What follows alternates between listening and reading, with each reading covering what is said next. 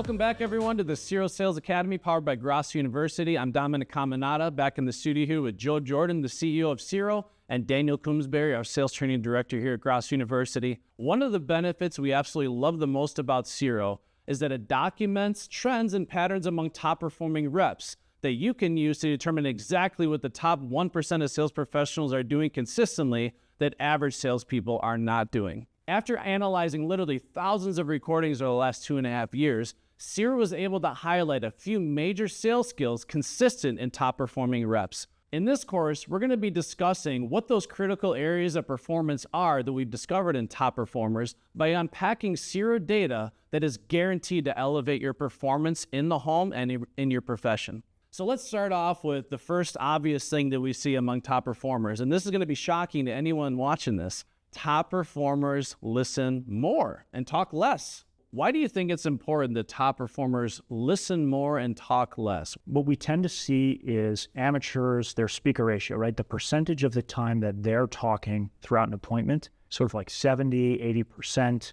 whereas the top performers are more often in the 60s or even down into the 50s if you get someone on the other side who's really talkative. Why is that the case? Fundamentally, people buy because they feel understood, not because they understand. And you don't earn the opportunity to convince them of anything until you've showed them that you understand. And that's why the first step of handling an objection is agreeing with the customer. And that's what actually gives you the ability to then make a persuasive argument.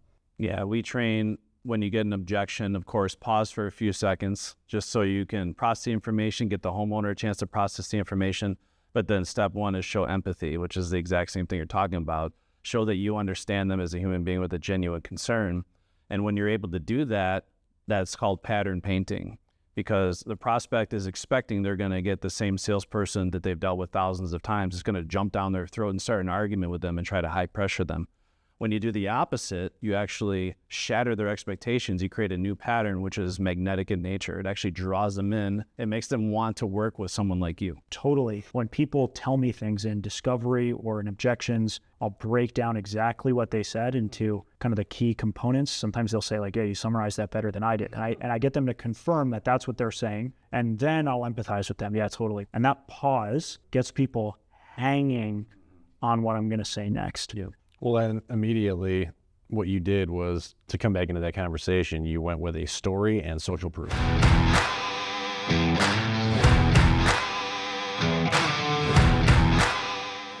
Hey closers, it's Dan Coomes-Barry from Grosso University.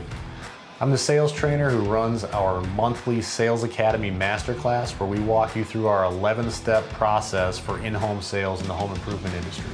This process is perfect for salespeople of any level of experience, whether you're green coming right into the field or you've been doing this for 30 years. We promise you that you're going to learn something that you can take out that day and help you close business.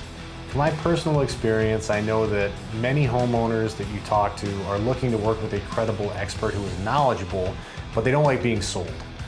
The beautiful part about this process is it can be tailored for any personality type, any problem you may run into, and we're going to go through this in such a detail-oriented manner that you'll be prepared for any situation. From walking up and knocking on the door all the way through buttoning up the deal, we will teach you the nuanced art form that is one call closing. This is a skill set that helped me make multiple six-figure income for years and years, and now, because I get to sit on this side of the camera, I get to pass that skill set along to you. I hope you're up to the task, because I'll tell you, this is a 145-page book that we train over a 2-week span. It is coupled with our 11-part video series that's broken down so it's easy to digest. No matter what type of learner you are, we accommodate you. Now, at the end of our 2-week training process, you will have to pass a final exam, and it's not easy. You'll have to score at least an 85% on this final exam in order to become a certified sales warrior through the Grosso University program. And that's where the hard work begins. But if you're up to the task and you want to make life-changing money and cultivate a skill set that will permeate into all areas of your life, I invite you to join me in the Sales Academy Masterclass. We have classes that start on the second Monday of every month, and I look forward to seeing you in class. And as always here at Grosso University, yes, you are a closer.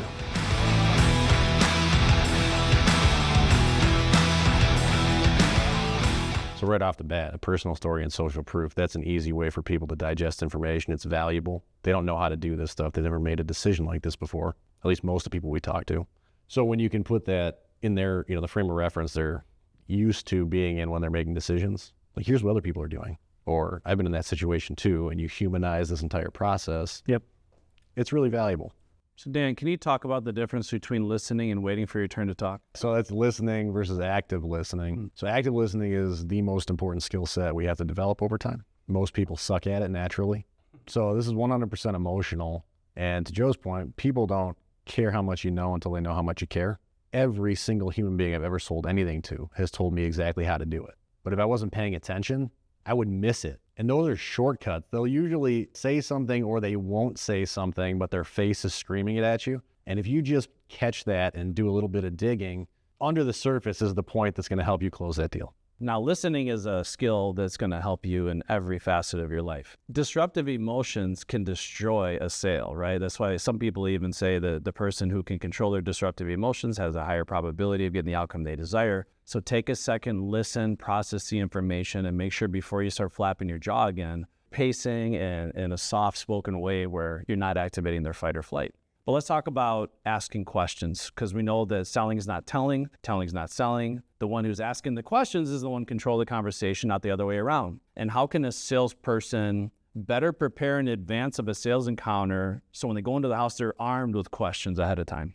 If they're not talking throughout the conversation, then they're going to start zoning out.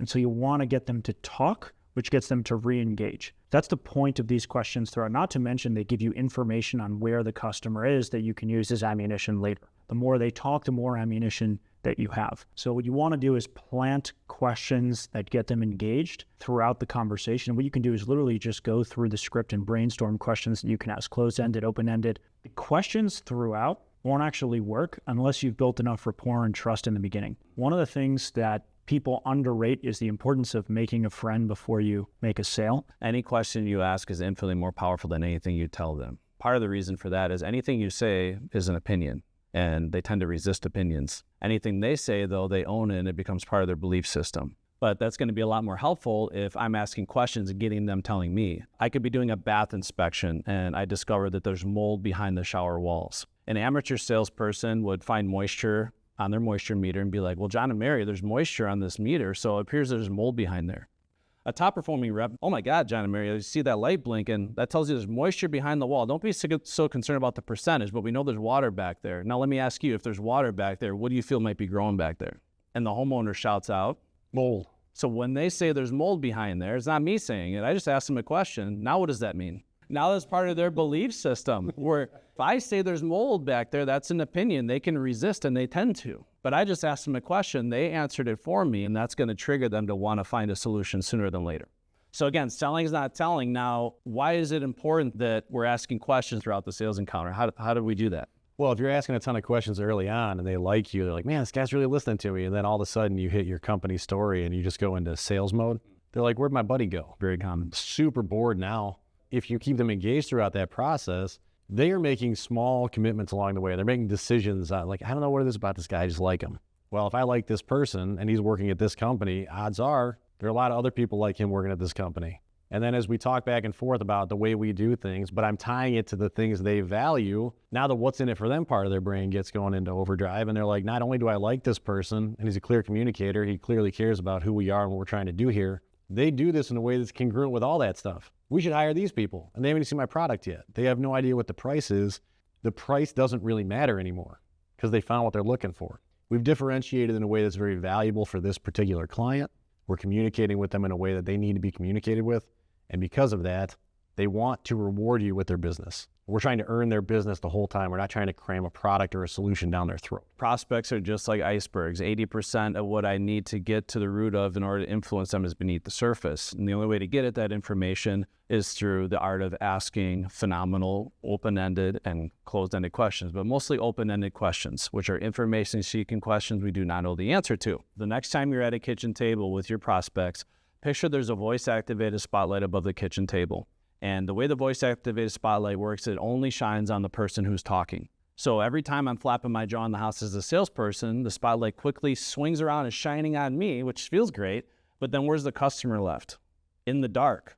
If I leave the customer in the dark too long, what's going to happen? I know that the only way to get the spotlight on them is to get them talking. The only way to do that is through the art of asking questions. You can literally go into Siro, look at how many questions you're asking per conversation, and then compare yourself to everyone else on the team. Just find who's asking the most questions, open one of their recordings, and you can skip through every single question they ask throughout the entire appointment. And in less than 5 minutes, you'll have a ton of additional questions. Now, again, that gives you the lyrics, but the music of it, when you're asking that question, how does it sound? That also matters. You start with the lyrics, just get the questions down, but the mindset switch that's required to actually get the customer to open up is you have to actually want to know the answer.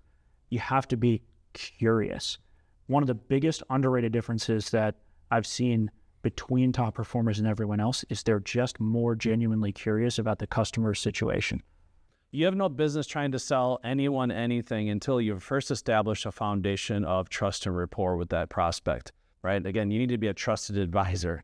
You need to be that guidance counselor.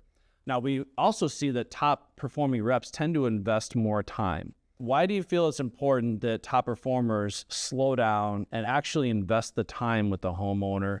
If you're talking too fast, people just don't hear the information. We know this stuff like it's the back of our hand. It's very easy for us to just regurgitate it very quickly. In order for the customer to understand it, who's hearing it for the first time, you need to slow down.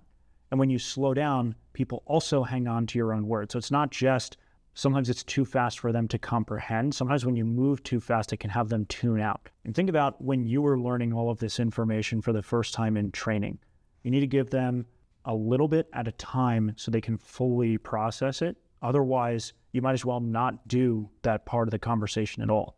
Yeah, and I think these things kind of go hand in hand too. The reps that ask less questions tend to go faster in the house, because if I'm the only one talking, certainly the conversation is going to go faster. When it is a back and forth conversation and we're sharing the stage equally, that tends to make the timeline of the house go a little bit longer. To simplify it, it takes time to build trust, to build rapport and have a connection with another human being. And that's a simple formula, right? People want to buy from people they know, like, and trust. But again, this all takes time. This is a process. So you can see a correlation. What's crazy, if you look at the vast majority of salespeople in this industry, they're in and out of the house in about 60 to 90 minutes on average. But then you see this gap between them and the reps that are in the house for 2.5 hours or more. Not only do you see a huge spike in closing, you see a huge increase in retention. You see an increase in average sale. I built enough value when I slide over my opening total investment, that already the value in the prospect's mind exceeds the price. If you can build more value than the actual price tag to own,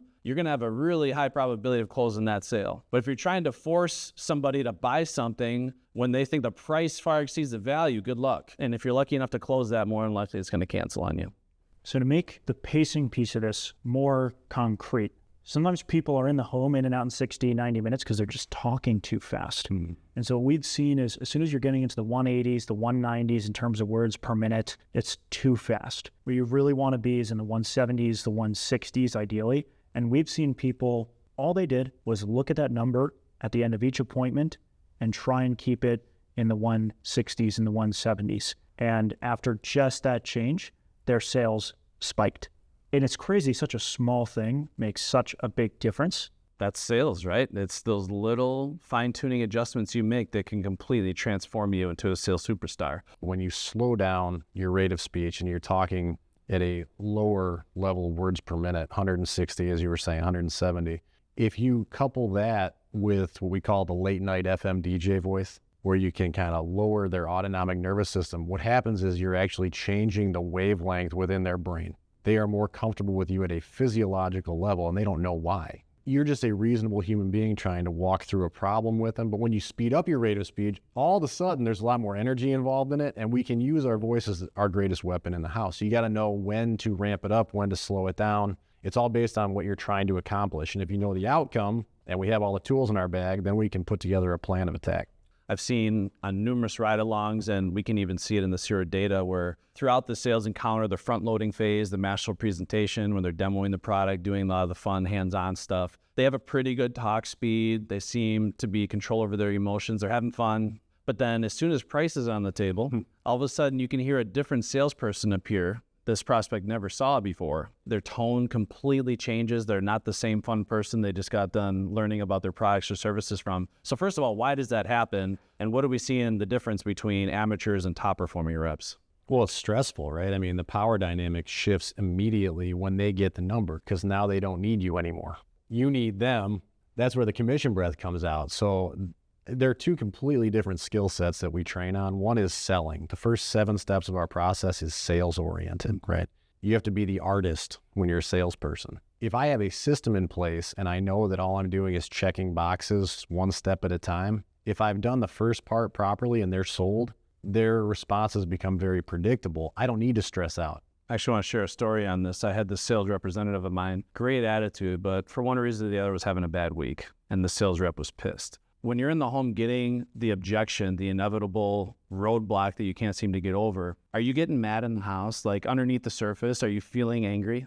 And he's like, yeah, I'm pissed. I want to educate you on this, that sales is a transference of emotion, right? So human beings have this amazing ability to transfer emotion to one person or the other. Even if everything that's coming out of your mouth is perfect, if underneath the surface I'm pissed off, what do you think the homeowner's feeling? You're good at chess, right? He's like, yeah, I'm great at chess. I'm like, how many moves ahead are you typically compared to your opponent? I'm usually like 5, 6 moves ahead.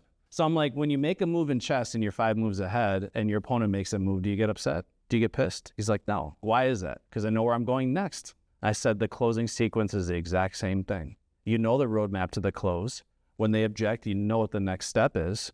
You have no reason to ever lose control of your disruptive emotions. You have, by far and away, the higher probability and advantage of getting the outcome you desire in every sales encounter because the homeowner is not going to objection school right now. So the best advice is chill out, relax. Nothing's a big deal. Control your emotions and you'll get back on track. And sure enough, that's all it was. He just needed to chill out, take a chill pill.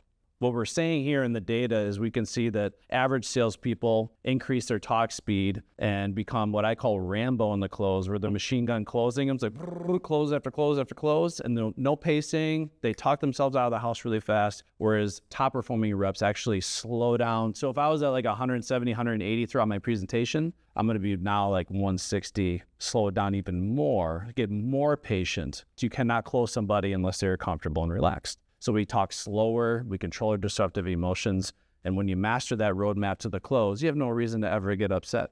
You can look at your own data, you can listen to yourself, you can fine-tune all these little areas, and the great news is the small little tweaks and adjustments to your communication style, to your voice, your pitch, your speed, like Joe said, just simply modifying how many words per minute and how I'm articulating can transform you into a top 1% shining star in this industry. There's 2 things I always promise to myself before every sales encounter. I want to give them the best presentation they've ever seen in their life. And also I want to make them feel like the most important people in the world for the next 2.5, 3 hours. And the way you make people feel special and understood, asking questions, truly listening to them, making them feel heard, and making this entire sales encounter a balanced conversation. Do not dominate the conversation. Remember, the person who's talking is not the one in control of the conversation. It's the one asking questions and listening.